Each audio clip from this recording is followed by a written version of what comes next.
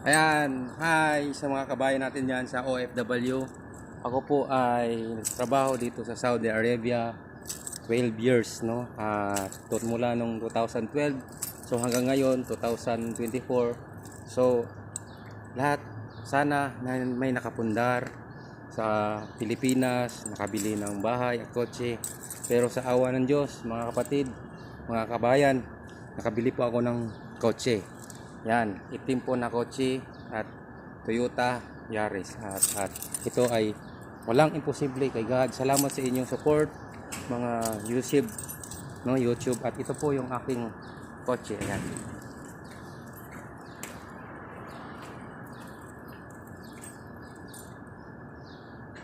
Ito, ayan. Ito po yung Toyota Yaris Black. Ayan. At napakaganda. At sobrang suwabe.